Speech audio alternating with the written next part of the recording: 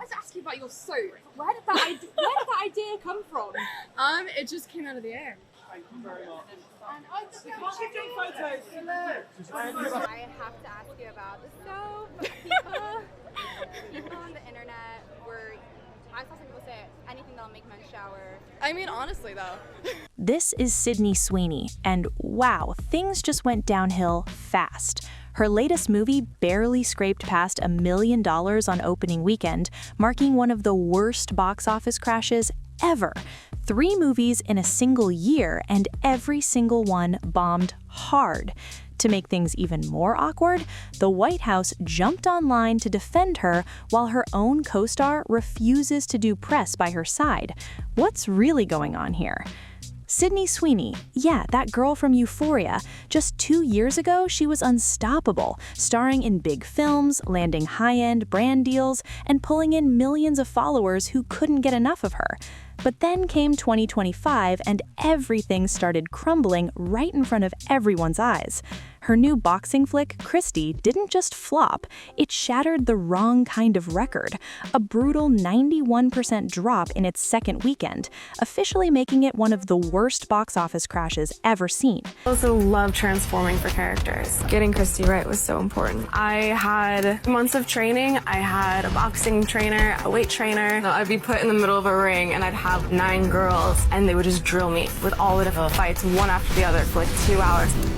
I think that's why Sydney Sweeney's doing such an awesome job, because she got to be this totally different person that none of you expected. Before Christy, things were already looking rough for Sydney Sweeney. Her movie Eden pulled in only $2.5 million on a massive $35 million budget. And before that, Americana barely crossed $500,000. 3 major box office flops in a row. That's not just bad luck, that's a full-blown career meltdown. But what's wild is that the failures aren't even the craziest part of her story. While her movies were tanking, Sydney was stuck right in the center of one headline after another. She literally sold soap mixed with her own bathwater, and people actually bought it. Whoever bought this soap is down bad as hell.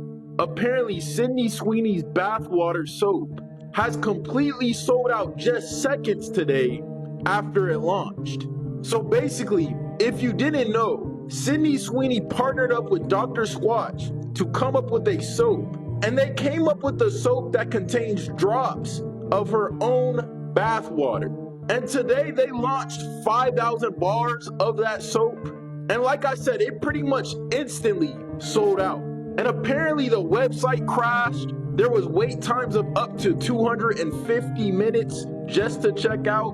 But the people that were dedicated got their Sydney Sweeney bathwater soap. Then came that explosive American Eagle jeans ad that had social media lighting up, with some calling her a white supremacist. Things got even messier when reports claim she registered as a Republican in June 2024, right before the election. Suddenly, President Trump tweeted about her, and Vice President J.D. Vance jumped to defend her on a podcast. Just like that, a few tech billionaires turned her into a right-wing pop culture icon overnight. Through all of this chaos, Sydney didn't say a single word. Not one post, not one statement, not even a quick "I'm fine" on social media. For months, she stayed completely silent while the internet exploded around her. Half the online world was calling her a Nazi, while the other half crowned her as some kind of conservative queen. Everyone's been asking the same thing. Is Sydney Sweeney's career really done for, or is there a bigger game being played here? Let's rewind to where things really started spinning out, the bathwater stunt. Back in May 2025, Sydney teamed up with Dr. Squat, a men's soap brand, to drop a limited edition bar that reportedly contained her actual bathwater. Only 5,000 bars were released and they sold out in seconds. Fans went wild. Some people were reselling them online for over $1,000. The company acted like it was just a joke, like they were being ironic about the whole thing. But make no mistake, the soap was 100% real.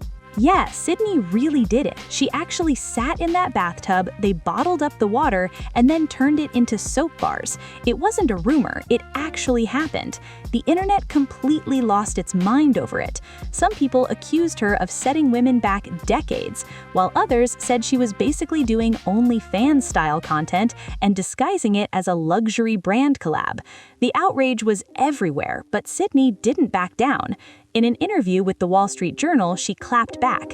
She said it was mostly women criticizing her, which she found kinda ironic, because as she put it, everyone loved the idea of Jacob Elordi's bathwater after that Saltburn scene.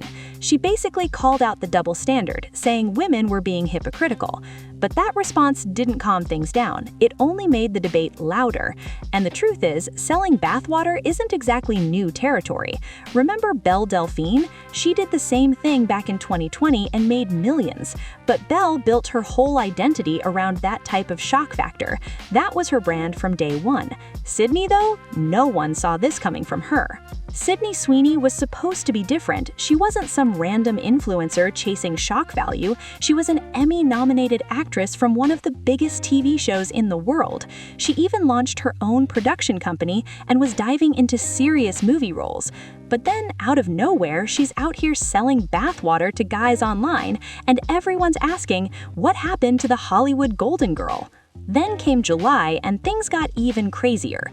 American Eagle dropped their big fall campaign with the tagline, "Sydney Sweeney has great genes." Harmless enough at first glance, right? But then a behind-the-scenes video started circulating online, and that's where the storm started.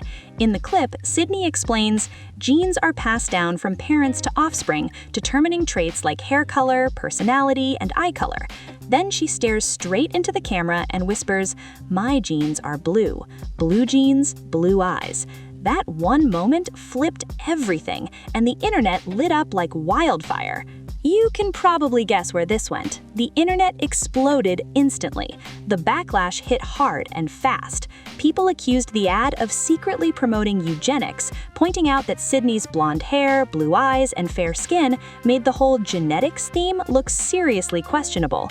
Comment sections filled with outrage, and even professors from Columbia University jumped in, saying the campaign was deeply infused with eugenic messaging. Then came the wild comparisons. Some users straight up linked it to Nazi-style propaganda. Major outlets like MSNBC even called it a cultural shift towards whiteness, and that's when things really spiraled. But it didn't stop there. Critics started digging deeper and realized the whole campaign seemed to copy a legendary Calvin Klein ad from 1980 starring Brooke Shields when she was just 15.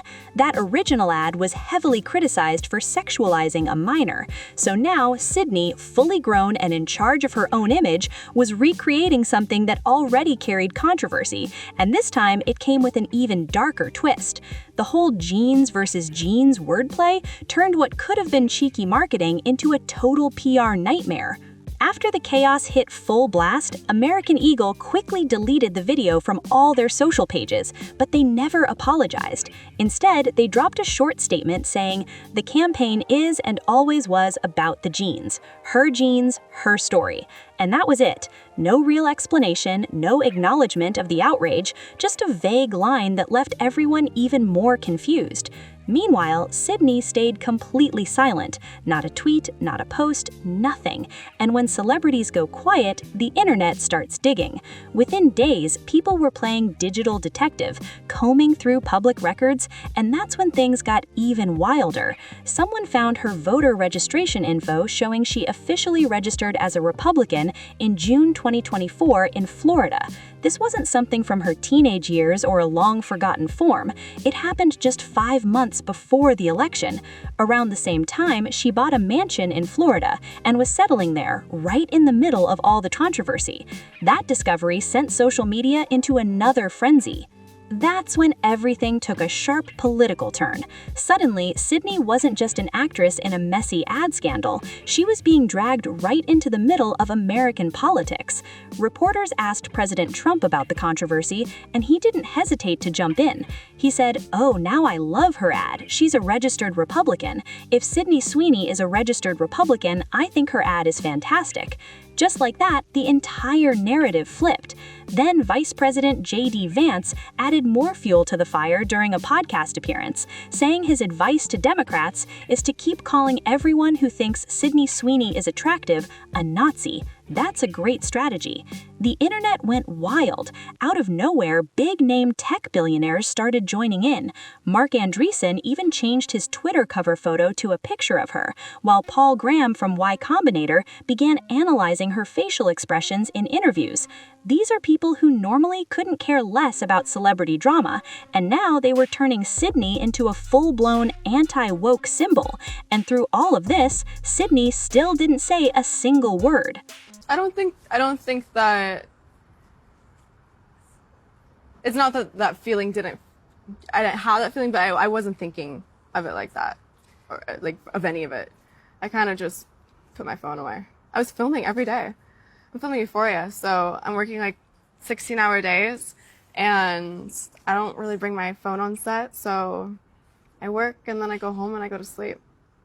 So I didn't really see a lot of it. By November, everyone was desperate to hear from Sydney, and GQ magazine finally got her on camera. But instead of clearing the air, the interview went viral for all the wrong reasons. Journalist Kat St. Stu asked simple, straightforward questions, like whether Sydney was surprised that Trump and a bunch of powerful political figures were suddenly defending her.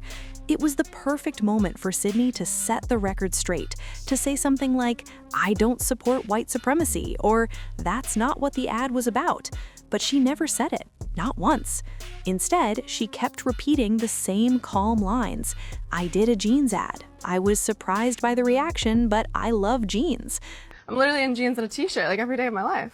Jeans are uncontroversial. Jeans are awesome. Yeah, I like your jeans. You look great in your jeans. I think I know how you're going to answer this, but I'm going to ask anyway. I mean, the president tweeted about the jeans ad, or Truth Socialed about the jeans ad, and that just seems to me like a very crazy moment for anyone, and I wondered what that was like. It was surreal. It was surreal. Mm-hmm. That was it. No clarification, no emotion, just cool and collected. She even claimed she didn't really know about the controversy because she'd been filming Euphoria and doesn't bring her phone to set. A lot of people found that hard to believe, especially when the whole world, including the President of the United States, was literally tweeting about her. But here's where things took an even uglier turn. After that GQ interview dropped, those same tech billionaires who had been hyping Sydney up suddenly went on the attack, not against her, but against the journalist. They started posting photos of Kat St. Stu online, saying things like, "Look at this woke journalist trying to take down innocent Sydney." They mocked her looks, picked apart her facial expressions, and even turned her into a meme. It got so extreme that Mark Andreessen, a 65-year-old billionaire, spent days tweeting about her, blasting a female journalist who was literally just doing her job. The internet turned into a full-on circus. But while everyone was busy fighting over politics, gender wars, and cancel culture, Sydney's career was quietly crashing in real time. Her film Americana dropped in August and couldn't even make $500,000. Then Eden came out and lost more than $30 million. And finally, Christie premiered in November, barely scraping $1.3 million in its opening weekend. Every project was tanking, and no one could look away. Christie was supposed to be Sydney Sweeney's big comeback, her Oscar moment. She packed on 30 pounds, trained non-stop for months, and completely transformed herself to play real-life boxer Christy Martin. She gave everything to the role, and critics actually praised her performance. But here's the painful part. Nobody showed up to see it. The film opened in over 2,000 theaters and still couldn't make $2 million. Then it nosedived by a brutal 91% in its second weekend, officially the worst second-week drop in box office history. That's not just a flop, that's a record nobody wants. Now, everyone's pointing fingers, trying to figure out what went wrong. Some say all those controversies destroyed her image, that the women who once cheered her on just stopped supporting her after after the bathwater stunt and that tone-deaf jeans ad. Liberal audiences who loved her in Euphoria seemed to turn their backs on her completely. But the twist? The conservative fans who defended her online didn't actually show up to theaters either. They just tweeted about her nonstop. And that's the trap Sydney fell into. She became a symbol for a culture war instead of an actress people paid to watch.